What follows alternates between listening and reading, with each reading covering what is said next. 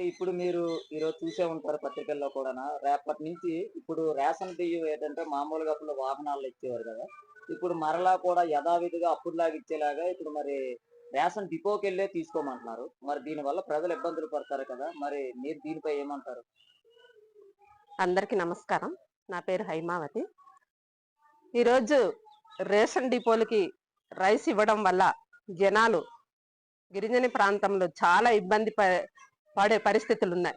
ఎందుకంటే గతంలో ఇలాగ రేషన్ షాపులు దూరంగా ఉండడం వలన గడ్డ దాటి వచ్చి తీసుకెళ్లే పరిస్థితి వల్ల వారు రావడం, వర్షం రావడం, గడ్డ దాటుతాము అని వెళ్ళి చనిపోయే పరిస్థితి జరిగింది. కాబట్టి ఈ ప్రభుత్వం ఇప్పటికైనా ఆలోచించి రేషన్ షాపులు కాకుండా బళ్ళ ద్వారా ఇంటికిచ్చే ప్రయత్నం చేయాలనేసి ఒక మహిళగా నేను ఈ ప్రభుత్వాన్ని కోరుతున్నాను.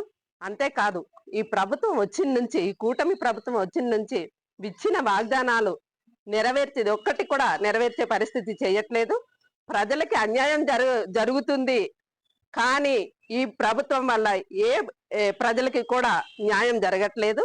న్యాయంగా చూడాలి. ఈ గిరిజన ప్రాంతంలో అనేక కొండలు కోనలు దాటి వచ్చి తీసుకొని వెళ్లే పరిస్థితి ఇది ప్రభుత్వం గమనించాలనేసి నేను తెలియజేస్తున్నాను. అంతేకాదు, ఈ కూటమి ప్రభుత్వం గిరిజన ప్రాంతంలో ఉన్న సంపదని దోచుకోవటానికి ఆలోచిస్తుంది తప్ప గిరిజనుల బ్రతుకులు బాగోగులు చూసే ప్రయత్నం చేయట్లేదు. ఇది ప్రభుత్వం వెంటనే ఈ గిరిజన ప్రాంతంలో ఈ బళ్ళు పెట్టి ఈ రైస్ ఇవ్వాలనేసి నేను తెలియజేస్తున్నాను. ఈ మధ్యంతరంలో ఈ బళ్ళు నడిపించి వారి కుటుంబ జీవనం సాగిస్తున్నారు. వీళ్ళు తీసేయడం వలన వీరి కుటుంబాలు వీధిన పడే పరిస్థితి ఉంది. కాబట్టి వెంటనే ప్రభుత్వం వాళ్ళకి విధులు నుంచి తీసేశారు, తీయకుండా మళ్ళీ పునరావృతం చేయాలనేసి ఈ ప్రభుత్వాన్ని నేను హెచ్చరిస్తున్నాను.